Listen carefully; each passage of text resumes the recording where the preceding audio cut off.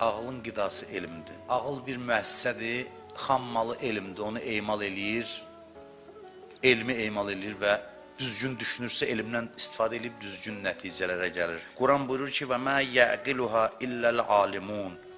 Deyir ki, alimlərdən başqa heç kəs başa düşməz, anlamaz bu həqiqətləri. Heç kəs başa düşməz.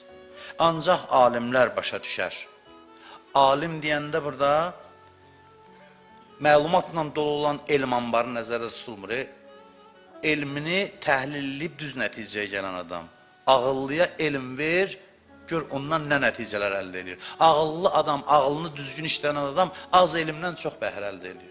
Ağılsız adam bir kitabxananı oxuyur, heç bir düzgün nəticəyə gələ bilmir. Ona görə də insanın fəziləti oxuduğu kitabların sayı ilə deyil, elminin həcmi ilə deyil, təhlili iləndir, gəldiyi nəticələrləndir.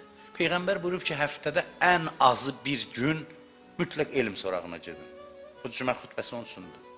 Həftədə ən azı bir gün, yaşınızdan asılı olmayaraq, ən azı bir gün ayırın ki, mən bu günü Allaha ayırıram, ruhuma, ağlıma elm qidası verməyə ayırıram.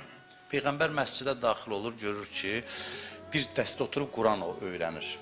Bu tərəfdə də bir dəstə, bir nəfər oturub dərs deyir. Elm məclisi və Quran qiraəti məclisidir. Soruşdular, ya Rasulallah, bu məclislərin hansı yaxşıdır? Dedi, Quran oxumaq yaxşıdır, amma elm məclisi ondan daha üstündür.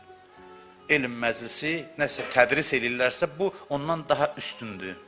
Əsir gətirirdilər, müharibələr orada kafirlərdən əsir düşürdü. Peyğəmbər buyururdu ki, kim 10 müsəlmana elm öyrətsə, əsirlikdən azaddır. 10 nəfərə yazıb pozmaq öyrətsə.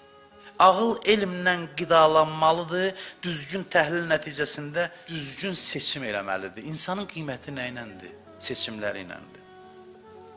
İnsan dünyaya gəlib ki, düzgün seçimlər eləsin. Bizim əsl qiymətimiz seçməli olduğumuz vaxt, ağlımız onda işə düşür və bizə nəticəni göstərir. Ağlın sözünə qulaq asanlar bu döyüşdə qalib gələnlərdir. Dilləri alimlərdən birindən soruşdular ki, dilləri bir an təfəkkür eləmək 70 il ibadətdən üstündür. Saat orada saat mənasında deyir, bir saat yox. Saatun yəni bir an. Dedi, o hansı andır ki 70 il ibadətdən üstündür? Hürrün təfəkkür elədiyi an. Hür ki düşündü, neynəməliyəm, düzünü tapdı. Dedi ki, 5 gün yaxşı sərkərdə oldum, nə olacaq? Hüseynlə düşmənçiliyə dəyər.